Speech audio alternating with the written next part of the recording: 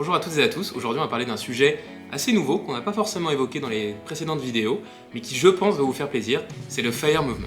Ou alors, en d'autres termes, comment se mettre à la retraite à 30 ans. Alors, qu'est-ce que le FIRE Movement? Comment ça marche? Et surtout, est-ce que ça marche? Alors déjà, d'où vient ce mouvement? Les idées du FIRE Movement proviennent de deux livres. D'abord le best-seller Votre argent, votre vie, qui a été écrit par Vicki Robin et Joe Dominguez en 1992, ainsi que du livre Early Retirement Extreme, écrit par Jacob Lund Fisker en 2010. Donc ces deux livres donnent le modèle de base du mouvement, un mode de vie simple, avec des revenus d'investissement, dont l'objectif justement est d'atteindre l'indépendance financière. Le nom du mouvement, FIRE, parle de lui-même. FIRE, ça veut dire Financial Independence, Retire Early.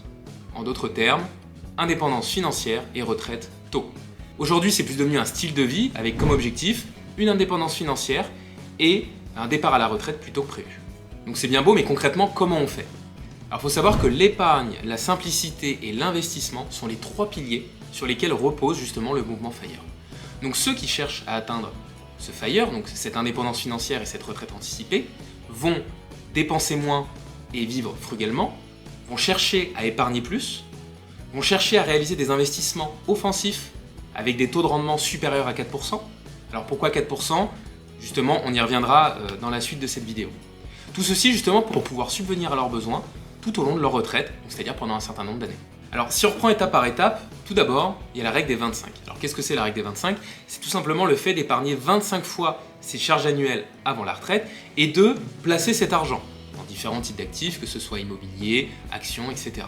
Pourquoi 25? Si on prend un exemple concret, par exemple si les dépenses annuelles de votre ménage s'élèvent à 45 000 €, et vous devrez épargner 1 125 000 € pour votre retraite. Pourquoi la règle des 25?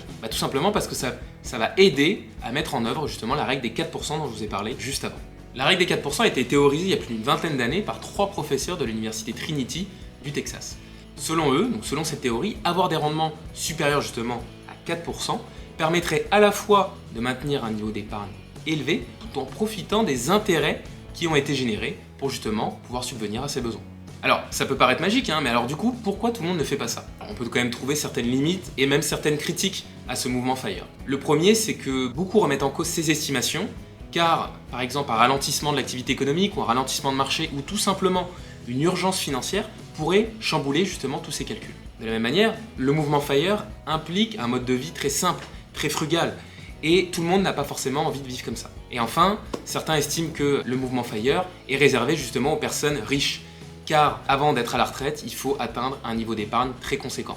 Et enfin, quatrième limite, il ne faut pas oublier l'inflation, qui peut être importante, comme c'est le cas actuellement, où on a atteint justement des niveaux records. Alors maintenant que vous savez tout ça, est-ce que vous avez envie de vous lancer justement dans ce mouvement? Alors personnellement, je pense qu'il y a quand même des engagements importants à tirer du mouvement FIRE, notamment, par exemple, la simplicité. On est dans une période où on parle beaucoup de sobriété, et par exemple, le fait de restreindre ses dépenses, ou en tout cas maîtriser au mieux ses dépenses, est un point important. Ça sera tout simplement bon pour vous et également bon pour la planète. Et au-delà de ça, la communauté FIRE justement peut vous donner plein d'autres idées d'investissement pour placer votre épargne. Par exemple, nous chez Goodvest, on vous propose une solution d'épargne engagée pour l'environnement au travers d'un contrat d'assurance vie, aligné sur l'accord de Paris, tout en excluant justement les énergies fossiles. Voilà, j'espère que cette vidéo vous a plu en tout cas et que vous en savez un petit peu plus sur le FIRE Movement. Dites-nous en commentaire justement si vous comptez rejoindre ce mouvement. N'hésitez pas à partager votre avis également en commentaire. Et si vous avez des idées de vidéos, des idées de sujets que vous souhaitez qu'on aborde en vidéo, n'hésitez pas à nous les partager également. Et on se fera un plaisir d'y revenir dans les prochaines vidéos. Voilà, je vous dis à bientôt.